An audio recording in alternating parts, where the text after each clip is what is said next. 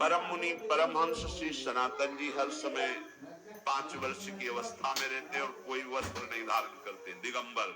दिग माने दिशाएं, दिशाएं ही जिनकी अंबर है, अर्थात नग्न अवस्था में रहते हैं। ये वर्णन करते हैं कि एकादशी व्रत को हरितोष व्रत कहते हैं। भगवान की प्रसन्नता के लिए, हरिजू की प्रसन्नता के लिए एकादशी व्रत रहा जाता है। प्रायः समस्त वैष्णव जन रहते हैं। जो रसिक जन प्रियाजू के चरणों के अनन्य हैं, उनका एक ही व्रत है, श्यामा श्याम की 8 पहर उपासना करते हुए अपने मन वृत्ति को श्यामा श्याम में समर्पित करना। पर जो एकादशी व्रत रहते हैं परम धन्य है, वो हरितोष व्रत है। अब एकादशी व्रत का नियम क्या है और कैसे एकादशी व्रत का फल मिलता है, कई बार चर्चा हुई। बहुत सुंदर शास्त्र प्रमाण के अनुसार श्री सनातन मुनि बोल रहे हैं, जिसे एकादशी रहनी हो और एकादशी का फल प्राप्त करना हो, उसको 3 दिन, एक तो दशमी और एक द्वादशी और फिर बीच में एकादशी, उसको 3 दिन संयम में रहना होता है, तब बीच की एकादशी का उसे फल प्राप्त होता है। जिसे एकादशी व्रत रहना हो, उसका नियम है कि दशमी के दिन कांसे के पात्र का त्याग करें। वैष्णव सिद्धांत है कि कभी जिसमें मांस बना उस रसोई का भोजन न ग्रहण करें। मसूर की दाल, चना की दाल, कोदों और कोई भी शाक, शहद, दूसरों का अन्न, दोबारा भोजन और मैथुन, ये दशमी के दिन त्याग दे। एक बार दशमी के दिन भोजन करे 24 घंटे में, क्योंकि एकादशी रहना है। कांसे का पात्र, जिस रसोई में मांस बना उसके भोजन का त्याग, मसूर की दाल, चना, कोदो, शाक, मधु अर्थात शहद और दूसरे के द्वारा दिया हुआ भोजन और दोबारा भोजन और मैथुन क्रिया, इनका दशमी के दिन कभी भी प्रयोग ना करें। इन 10 वस्तुओं से वैष्णव दूर रहे दशमी के दिन। फिर एकादशी के व्रत में,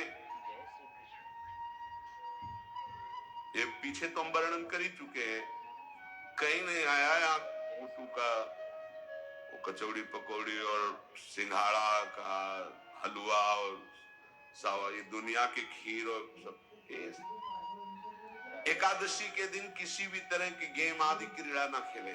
जैसे अब आज व्रत है तो बैठे हैं अपना मोबाइल में गेम खेल रहे हैं, ऐसा कोई भी क्रीड़ा नहीं, द्यूत क्रीड़ा, किसी भी तरह का गेम, ये सब खेल नहीं। एकादशी के दिन उपासक को चाहिए कि वो किसी भी तरह की क्रीड़ा, मनोरंजन बिल्कुल नहीं, नींद नहीं लेनी उसको, न दिन में न रात में। एकादशी व्रत, और प्रायः पुराने महापुरुषों ने ऐसा किया है। रामदास जी डाकोर के रात में जाते थे, रणछोड़ भगवान के यहाँ कीर्तन करते थे जाकर, तभी तो भगवान उनके कीर्तन पर, उनकी भक्ति पर रीछ कर गाड़ी में बैठकर उनके साथ आए थे। पूरी रात जगकर कीर्तन करना, और दिन में तो सोना ही निषेध है, पान खाना निषेध है। एकादशी को बिल्कुल नहीं। जो व्रत रह रहे, वृक्ष से तोड़कर जो दतून की जाती है एकादशी के दिन नहीं। दूसरे की निंदा करना, चर्चा करना नहीं, अर्थात अधिकतर मौन व्रत धारण करे एकादशी के दिन। चुगली करना, कोई चोरी करना, वाणी से, शरीर से, मन से किसी को दुख पहुंचाना, भोग करना, मैथुन करना, किसी के ऊपर गुस्सा करना, झूठ बोलना, एकादशी के दिन ये नहीं करना चाहिए। एकादशी को एक बार कुछ फलाहार शुद्ध, अगर आपके पास कोई व्यवस्था नहीं तो थोड़ा दूध है, जल है, ऐसे आप लेकर, या थोड़ा सा फल लेकर थोड़ा सा फल लेकर के प्राण पोषण, एक दिन में मर नहीं जाओगे। कितने तो निर्जला एकादशी रहते हैं, हर एकादशी निर्जला। पूज्य श्री मथुरा दास जी निर्जला ही रहते थे हर एकादशी।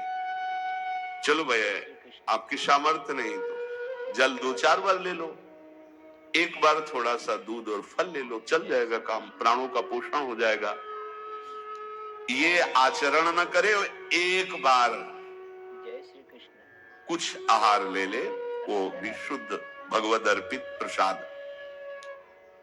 फिर द्वादशी को कांस के पात्र में द्वादशी को भी भोजन न पावे। जिस रसोई में मांस बनाओ उसमें आहार न ले, किसी भी तरह का नशा द्वादशी को न करे, शहद न पाए, तेल के बने पदार्थ न पाए, मिथ्या भाषण न करे और बहुत शरीर का व्यायाम न करे, बहुत थकावट वाले कार्य न करे, दोबारा भोजन न करे, एक बार द्वादशी को भी भोजन पवित्र, मैथुन न करे, जिसका स्पर्श नहीं किया जाता है ऐसे पदार्थों का स्पर्श न करे और मसूर की दाल न खाए। द्वादशी को जो इन नियमों का पालन करता है, दशमी द्वादशी ऐसे और एकादशी ऐसे, तब उसे एकादशी व्रत का फल प्राप्त होता है। जय श्री कृष्ण। उपासक को चाहिए राधे राधे कि इन नियमों से व्रत का अनुष्ठान करे, मनमानी आचरण न करे। सबसे प्रार्थना जो एकादशी रहते हो, हरितोष व्रत इसे कहते हैं, भगवान की प्रसन्नता के लिए रहा जाता है, रहना चाहिए। जो अपनी आचार्य परंपरा में है, जैसे जिनका सिद्धांत है, पर रहने का सिद्धांत ये श्री सनत कुमार जी वर्णन, श्री सनत जी महाराज, ये सनत कुमार जी वर्णन की। सनत जी महाराज कह रहे हैं, यदि भगवान का आश्रय नहीं, सत्संग नहीं है, तो इन 4 में से एक हो तो नाश कर देता, फिर चारों हो तो सर्वनाश हो जाता है। यदि सत्संग नहीं है, यदि भगवत आश्रय नहीं है, खूब धन हो, जवान अवस्था हो, बढ़िया पद मिला हो, प्रभुत्व चलता हो और अज्ञान हो, फिर क्या कह रहा है? बोले ये चारों जहां मौजूद होते हैं वहां सर्वनाश का खेल शुरू हो जाता है। अगर इनमें से एक हो तो सर्वनाश करने में पर्याप्त है, और अगर चारों हो तो फिर क्या कहना है? जवान हो, खूब रुपया पैसा हो, कोई पद हो, कोई अधिकार हो बड़ा, फिर और अज्ञानी हो, तो बोले एक नाश कर देगा, फिर चारों तो नाश ही कर देंगे। और अगर सत्संगी है तो ये चारों महान कार्य कर देंगे। जवान है, खूब दूसरों की सेवा, मेहनत पूर्वक धन संपत्ति कमाकर माता पिता की सेवा, परिवार की सेवा, कई